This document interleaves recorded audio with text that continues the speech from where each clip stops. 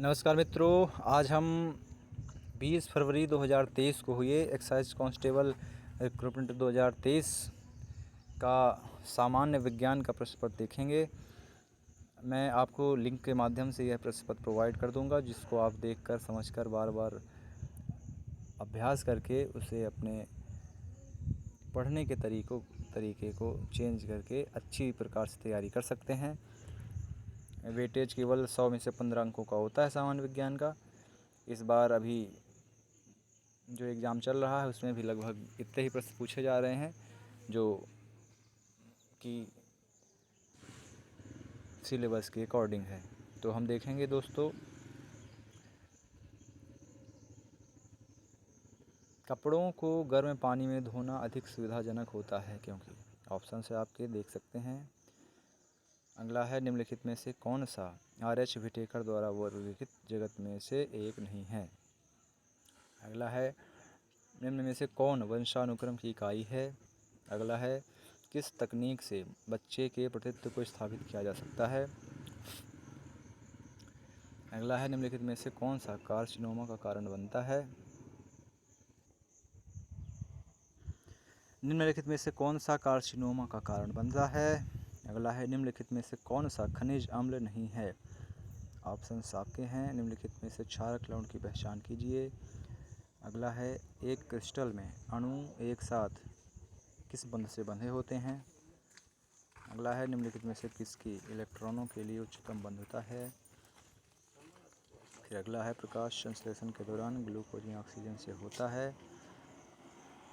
अगला है, Geneva protocol निम्नलिखित में से किस चीज़ का युद्ध में उपयोग न करने पर जोर देता है।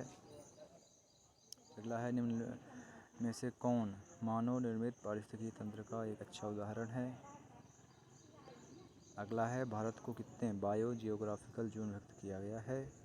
नेक्स्ट है, मध्य लेमेला की सबसे अधिक या प्रचुर पदार्थ कौन सा है। फिर अंतिम है, उन कणों का क्या नाम है जो क्रिस्टा और माइटोकॉन्ड्रियल झिल्ली के भीतरी भाग में स्थित होते हैं। इस प्रकार सामान्य विज्ञान में 15 प्रश्न शिफ्ट 1 के समाप्त हुए। अब हम शिफ्ट 2 का देखेंगे। दृश्य प्रकाश के मामले में तरंग दैर्ध्य की अनुमानित सीमा क्या है।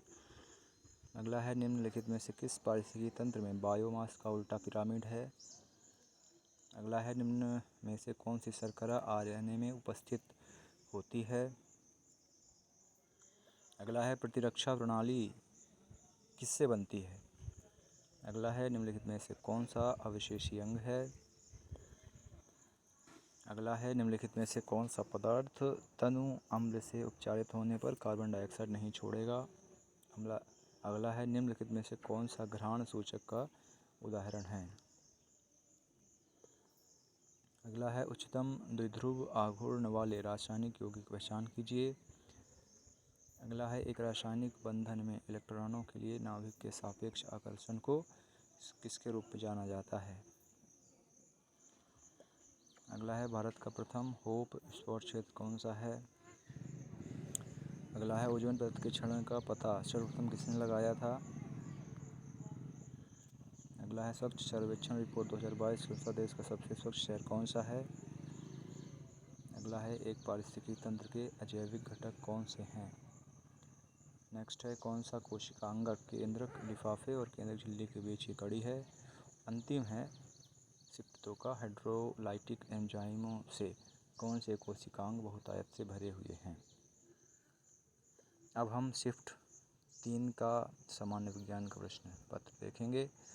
फैथम निम्नलिखित में से किसकी इकाई है। फैथम।